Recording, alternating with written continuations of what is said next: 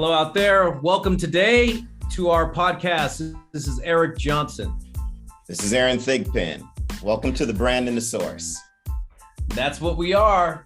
The Brand and the Source. Eric Johnson and Eric Thigpen again. Eric Thigpen. Anyway, back at here I am talking again. It's been a long day already, Aaron. But say that 5 times fast. I know. Can you do that, man? That's no, I can't, and it's my name. Aaron Thigpen. There we go. I love it.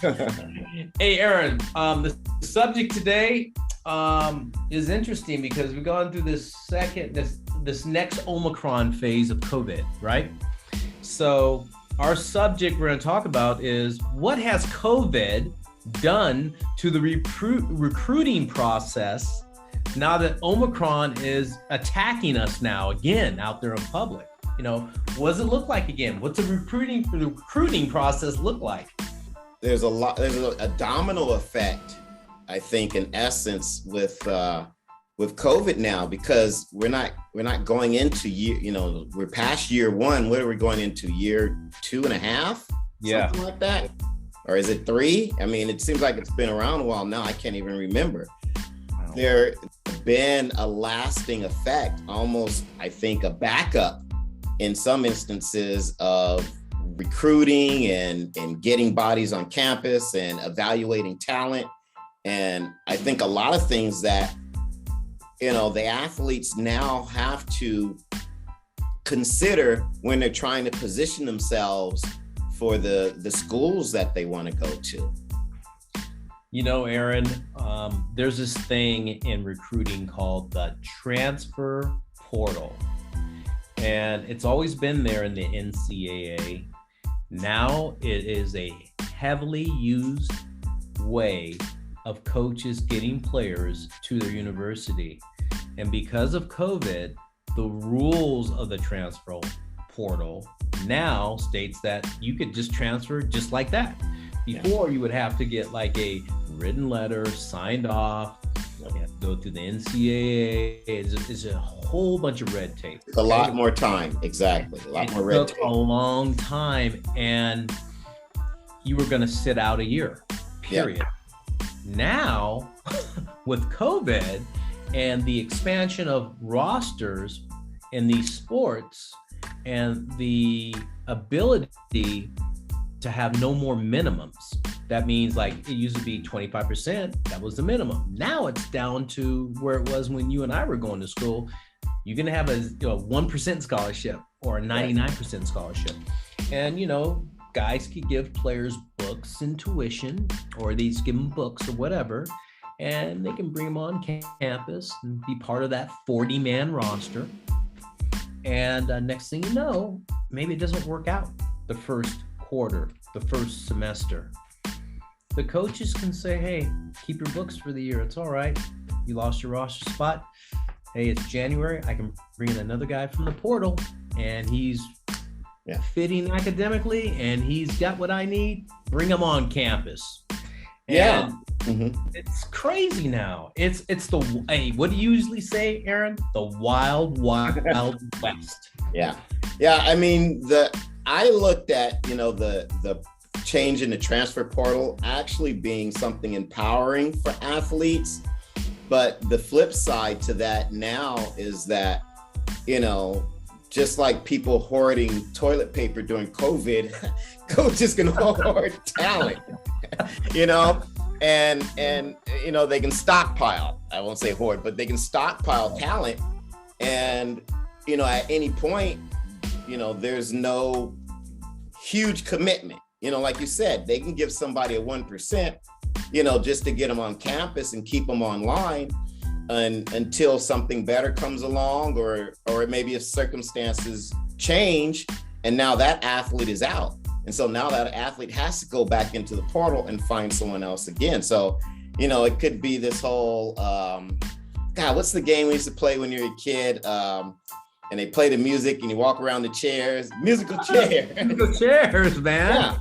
Yeah, right. So what does an athlete do to either anticipate those sorts of things or insulate themselves from that, or just really understand where they may be vulnerable and how do they position themselves accordingly? We talked just briefly about your concern with those athletes who are going the 2023s. Right, I am. And I'd like for people to hear your take on that, because where they sit right now, because if you think about it, if we're 2 years in or going, right, 2 years into COVID, well, there's a backlog of athletes. And I know you articulated really well about, that shift that's going to junior college, that may be bumping other athletes. In other words, there's this whole kind of, there's a shell game of athletes moving around, but just because one athlete moves to another spot doesn't necessarily mean that's an open spot. That might mean bumping someone else. And so I think athletes need to realize where they are on the pecking order and the selection process, and maybe start to have some plan Bs and plan Cs. Yeah. Or understand that the process might take longer than what they expect. It's not going to be as simple as, hey, I'm going to find a school, I'm going to stay there, and we're going to hold hands and walk off into the sunset. Right. Definitely the process is different than it was 2 years ago. I look at our athletes that left out of here in 2020, and they went to school in the fall. That's the 2020 guys, right? They went to school in the fall, and they, bam, COVID. Nothing happened. They didn't even have a year to really play. Some of them played 4 games, some played 12, some didn't play at all. So we're talking about that graduating class of high school of 2020 went to campus in that fall of 2020, and they didn't play the whole year. So now it's like, okay, 2021s, what's going to happen to them? Right. Guess what? They're the guys that went to JC because they didn't have a place to go, because the transfer portal started to get full. Yeah. So you got these JC guys who went to JC thinking, hey, I'm going to go there and play. It's probably a better opportunity for me to get some reps, to be able to play. What happened is some of those guys were in Division 2, 3, and 1 guys said, hey, we're going back to JC. Yeah. We're going back, and hey, look, we don't have a spot here. We tried to transfer to another school, but I'm going back to JC for a year. Now, it got backed up. Now, we're talking those 2021s. What about the 2022s now that are looking for a place to go play, and they were committed, and maybe they got decommitted. Now they go back to JC. What does that JC roster look like now? What does that Division 2 or Division 3 roster look like now? And it's hard because academics fuel all this stuff, number one. And number two, there's only so many roster spots on a team. If you go backwards, go to Division 2 or Division 3, it's not like they have 40 spots. They only have so much money and so much they can give to you. And usually there's some academic aid that has to work there. So the portal is all backwards right now, and athletes don't have a plan B, a plan C, and a plan D. They're just going there hoping that, hey, I got a spot, I can play, they like me, I got some money, I'm good. No. Right. Are you really good or are you really not good? Do you really understand the dynamic of what is really happening? Does that school really like you? Are they invested in you that much? Or are you just out there just hoping they like you? And I'm really concerned about the 2023 class now, because I heard from several sources that the portal could be jammed up another year. Now, what's that do with the 2023 grade class that's coming in on a very important recruiting period of where they're trying to acquire athletic scholarship money right now, between now and the end of their high school season, before they get in the summer season, to make sure that they have what they need to be able to play at that university if they choose to do so, whether it's Division 1, 2, or 3. It doesn't matter. NAIA, it's all the same to me at this point.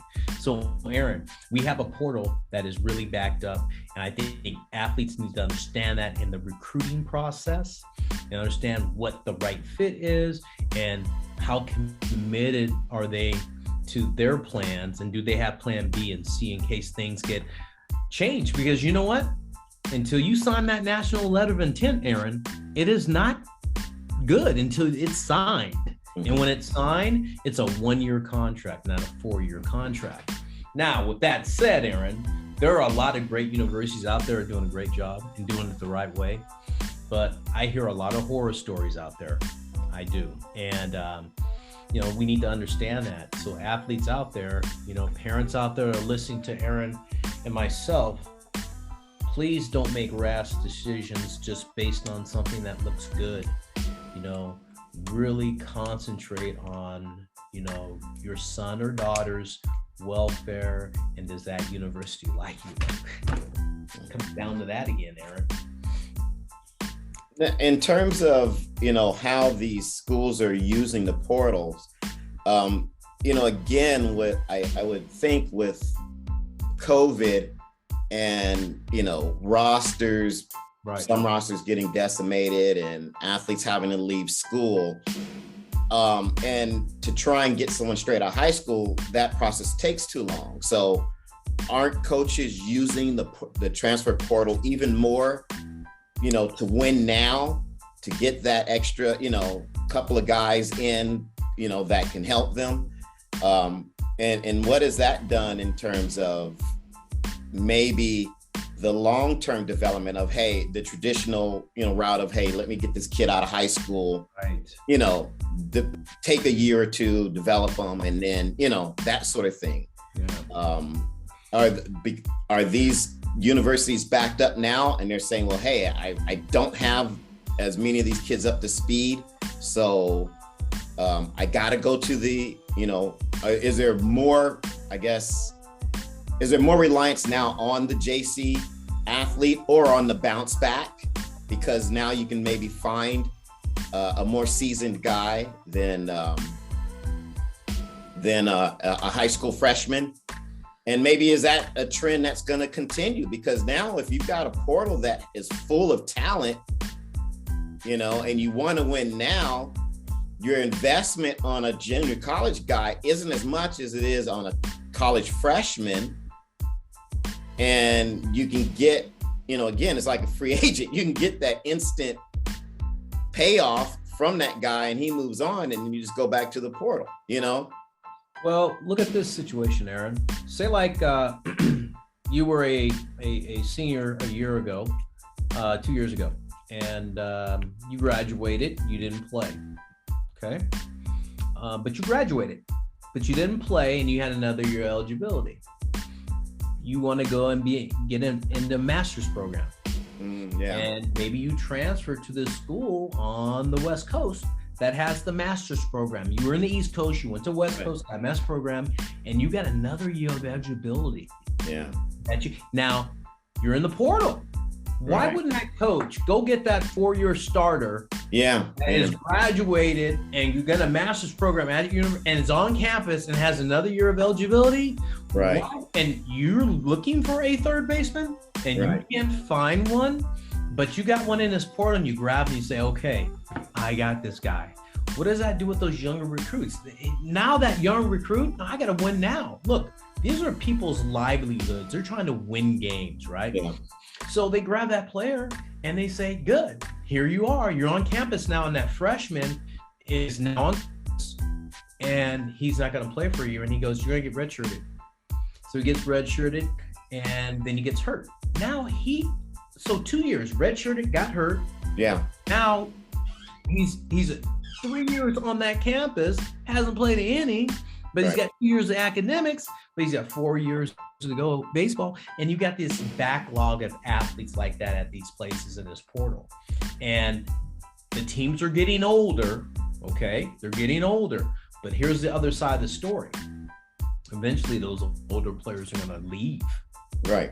Where are you at now? Can you keep on going in a portal and grabbing all these players? Will you do that?